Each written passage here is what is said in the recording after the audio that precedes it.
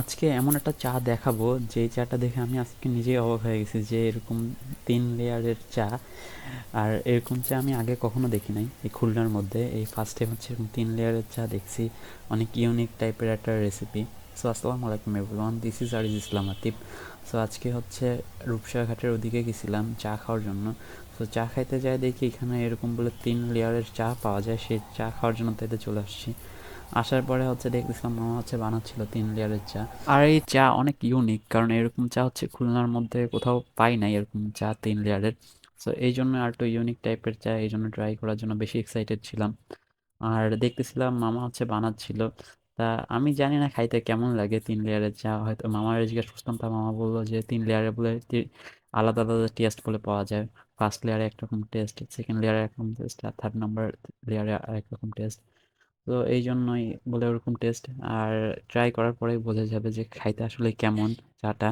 আর আমি অনেক এক্সাইটেড চাটা খাওয়ার জন্য, যে আসলে চা খাইতে আসলে কেমন এই ফ্লেভারের চা। আর এই জন্য ওয়েট করতেছিলাম। আর মামা হচ্ছে আগে যাদের অর্ডার ছিল তাদের চা বানাচ্ছিল, এই 3 লেয়ারের চাটা। আর এই চা হচ্ছে দেখতেছিলাম যে কনডেন্স মিল্ক দিয়ে এই চাটা বানায়। তা আমি হচ্ছে কনডেন্স মিল্কের চা খাইতে অত পছন্দ না আমার, কিন্তু দেখতেছিলাম যে কনডেন্স মিল্কটা ইউজ করতেছে বেশি এই চা বানানোর জন্য। তো শেষমেশ এবার আমাদেরটা রেডি করতেছে।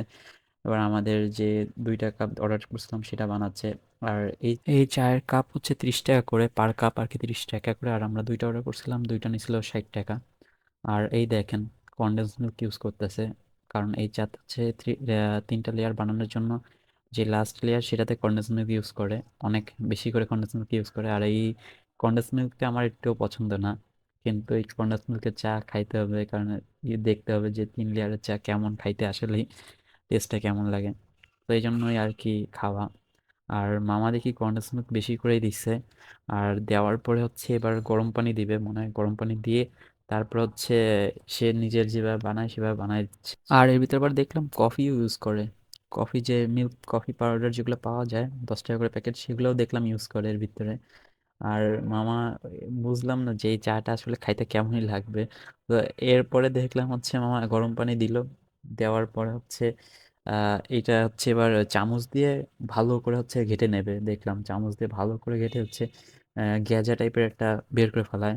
এই দেখেন কেমনে ইয়া করতেছে, কন্ডেন্স মিল্ক আর গরম পানি মিলায় কিভাবে ফেনা ফেনা তুলে ফেলাচ্ছে। আর এটা হচ্ছে মেন টেকনিক আমার মনে হয় 3 লেয়ারের। আর এরপরে দেখলাম হচ্ছে মামা ওই মেশিন আছে যে হচ্ছে চা লাড়ানোর জন্য আলাদা ইয়া টাইপের, ওগুলা দিয়ে দেখলাম এটারে আরো ভালো করে আরো ফেনা ফেনা তুললো, একদম পুরো ফেনা ফেনা তুলে ফেলাইছে আরো বেশি করে। আর আমি বুঝতেছিলাম না যে চাটা আসলে কেমন খাইতে লাগবে।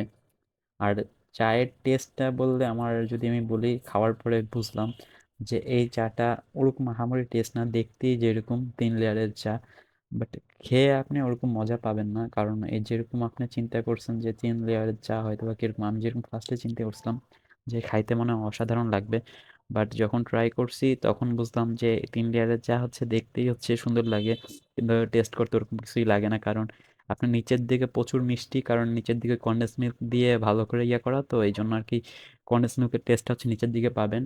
আর মাঝখানের দিকে হচ্ছে একটু হালকা চায়ের ফ্লেভার পাবেন, আর উপর দিকে হচ্ছে যে ওই ফেনা তুলে ফেলায় গেজার মতন ফেনা, ওইটা থাকে। আর ওর উপরেই হচ্ছে সে হচ্ছে তার ডেকোরেশনটা করে। সেটাই হচ্ছে 3 লেয়ার, টোটাল ভাবেই 3 লেয়ার বানায়। আর আমি যদি আমার ওপিনিয়ন দিই তাহলে বলবো যে এই চাটা হচ্ছে আপনার এক্সপিরিয়েন্সের জন্য ভালো, বাট আপনি রেগুলার এই চা খাবেন না। এটা এরকম চা না, রেগুলার খাওয়ার মতো চা না। আপনি যদি এক্সপিরিয়েন্স করতে চান তাহলে খাইতে পারেন, কিন্তু এই চা রেগুলার খাওয়ার মতন চা না। আর দেখতে সুন্দর, টেস্টটা অতটা সুন্দর না। আর এই হচ্ছে আমার মানে ওপিনিয়ন। আর আই হোপ আপনি যদি ট্রাই করতে চান আপনি ট্রাই করতে পারেন, এটা আপনার উপর ডিপেন্ড। আর এই মামার লোকেশনটা হলো রূপসা ঘাটের দিকে যাওয়ার দিকে যে সুন্দরবন কলেজ পড়ে, ওই কলেজের পাশ থেকে হচ্ছে একটা রোড ঢুকে গেছে। ওই রোডের ভিতর যাইলেই পরে এই মামার দোকানটা আপনি দেখতে পারবেন। ওই সুন্দরবন কলেজের পাশেই হচ্ছে এই মামার দোকান। সো আজকের এই ভিডিওটা এতটুকুই। যদি ভিডিও ভালো লেগে থাকে তাহলে আমার পেজে ফলো করে দিবেন, আমার ইউটিউব চ্যানেল সাবস্ক্রাইব করে দিবেন, আর লাইক কমেন্ট শেয়ার করতে ভুলবেন না। আল্লাহ হাফেজ।